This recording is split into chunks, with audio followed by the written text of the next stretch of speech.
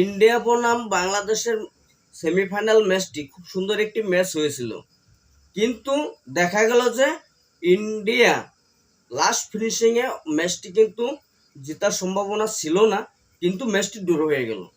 আর এই ড্র হয়ে যাওয়াতে দেখা গেল যে সুপার ওভারে খেলা হলো। তবে এখানে সুপার ওভার খেলতে এসে আমাদের ইন্ডিয়া টিম এটা কি করলো আমি কিচ্ছু বুঝতে পারলাম না।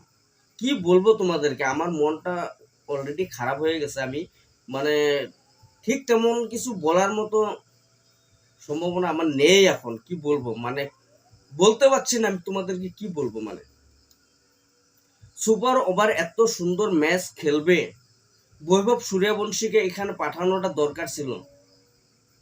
এখানে আমার মতে আর কি বৈভব সূর্যবংশী এবং আশুতোষ শর্মাকে, এই দুটো প্লেয়ারকে পাঠানো দরকার ছিল সুপার ওভার খেলার জন্য। কিন্তু দেখা গেল যে কি বলবো মানে মানে আমার মাথায় কাজ করছে না আজকে। এমনটাই হলো।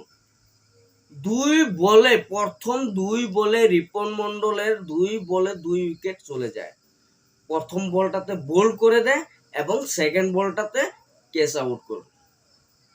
কি বলবো তোমাদেরকে, মাত্র 1 রানের দরকার 1 ওভারে বাংলাদেশের, ম্যাচ তো জিতবেই।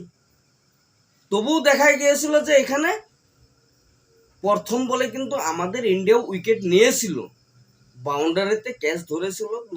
আর যদি ক্যাচটা না ধরে তাহলে কিন্তু ছক্কা হয়ে যেত।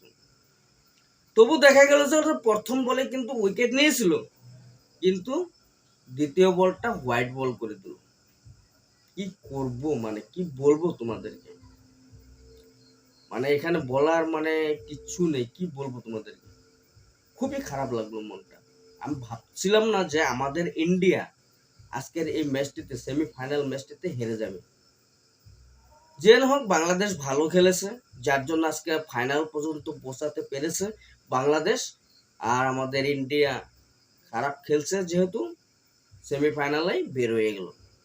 আর কিচ্ছু বলতে চাই না আজকে তোমাদেরকে।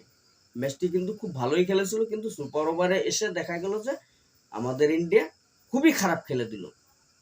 কি বলবো তোমাদেরকে, সুপার ওভারেই চলে গেল বাংলাদেশ ফাইনাল। তবে নেক্সট ম্যাচটাতে যে জিতবে, পাকিস্তান বনাম শ্রীলঙ্কার ম্যাচ আছে, তবে সেই ম্যাচটিতে যে জিতবে বাংলাদেশের সাথে ফাইনাল খেলবে।